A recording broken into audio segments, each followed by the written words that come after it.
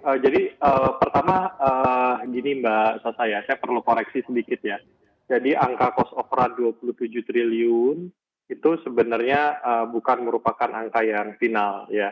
Jadi range-nya sekarang yang sedang dikaji oleh tim itu range-nya antara 1,3 sampai dengan 1,6 miliar dolar ya. Kalau kita ambil angka 1,6 itu mungkin kan angkanya kira-kira sekitar 23 atau 24 triliun ya. Kalau memang angkanya 1,6. Nanti cost of run ini akan diaudit terlebih dahulu oleh BPKP. Jadi saya kira terlalu dini kalau kita menyebut angkanya cost of run-nya itu 27 triliun. Karena kalau kita baca di dalam struktur perpresnya tersebut, itu ada proses yang harus dilalui sebelum angka cost of run-nya ini nanti bisa disepakati termasuk terkait dengan pembiayaannya. Jadi pertama saya ingin luruskan dulu terkait dengan hal tersebut. Nah yang tadi balik ke pertanyaan yang Mbak Sasa di awal, saya kira gini Mbak, proyek kereta cepat ini kan adalah proyek strategis nasional ya, proyek strategis nasional yang memang ini akan menghubungkan Jakarta Bandung melalui suatu moda transportasi yang kira-kira Jakarta sampai Bandung itu bisa ditempuh dalam waktu kurang lebih 40 menit ya. Dan ketika kita membangun proyek ini, maka kita nggak bisa melihat kondisinya hanya untuk sekitar 10-15 tahun ke depan. Tapi ini jangka panjang. Kalau kita lihat misalnya di Jepang, proyek kereta cepat mereka yang sudah dimulai dari tahun 60-an, sekarang pun infrastrukturnya masih ada gitu. Jadi proyek kereta cepat ini adalah proyek jangka panjang yang akan mendorong pertumbuhan ekonomi atau pertumbuhan kewilayahan. Nah, terkaitannya dengan proyek strategis nasional ini, di awal memang ini kan disepakati adalah proyeknya B2B, ya termasuk soal pendanaan infrastruktur untuk tanahnya.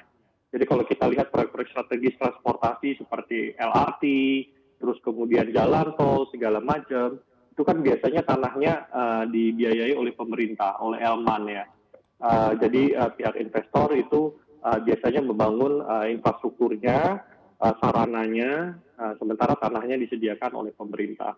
Nah memang berkebalikan, proyek kereta cepat ini dibangun seluruhnya di awal dengan biaya ya tadi oleh konsorsium dari BUMN Indonesia dan konsorsium dari Tiongkok. Untuk tanahnya sendiri yang sudah habis ya sampai sekarang ya, yang sudah diinvestasikan sampai sekarang untuk pembebasan lahan, itu semuanya sekitar 15 triliun Mbak Sasa angkanya. Jadi bukan angka yang cukup kecil gitu. Jadi saya kira ini bukan masalah apakah pemerintah itu tidak konsisten ataupun konsisten, bukan seperti itu. Tapi kita lihat bahwa kita melihat ini adalah proyek strategis nasional yang sangat penting ke depannya untuk pengembangan wilayah Jakarta, Bandung, dan sekitarnya, dan ini harus kita dukung.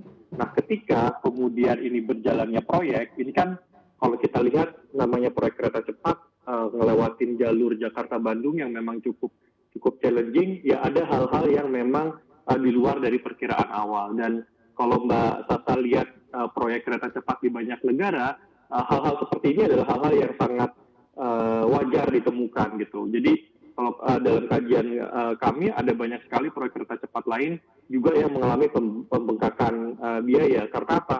Ya karena memang kondisi geografis yang kemudian ditemui segala macam itu di luar dari perkiraan di awal. Saya ambil contoh, Mbak, ada satu tunnel yang akan kita bangun itu di wilayah Purwakarta mendekat ke arah Bandung sana, itu ternyata di dalam kanal itu ketemu batu yang nggak bisa dibor gitu.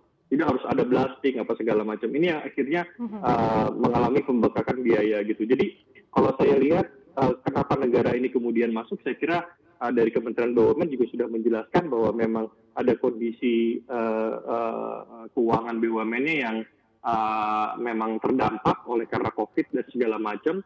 Tapi buat kami dari sisi pemerintah, kita ngeliat bahwa ini adalah proyek strategis nasional yang memang kita harus dukung gitu.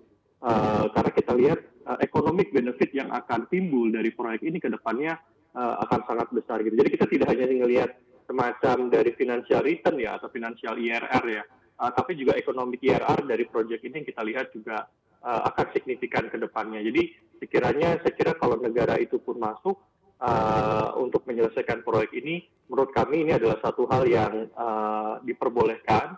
Dan ini juga sudah diakomodasi di dalam Perpres.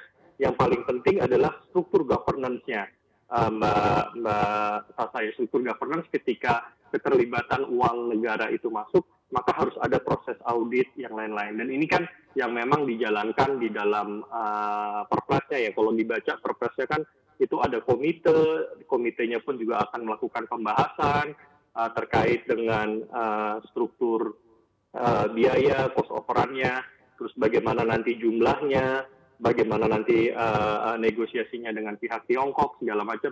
Itu semuanya ada di dalam struktur tersebut. Jadi saya kira ini uang negara memang nanti akan masuk sebagai PMN di sana melalui kereta api Indonesia. Tapi saya kira yang paling penting juga kita juga jagain dari struktur governance-nya. Untuk informasi lebih lengkap dan berita terkait, klik link di deskripsi. Jangan lupa untuk install aplikasi CNBC Indonesia di App Store dan Play Store. Jangan lupa untuk subscribe ya!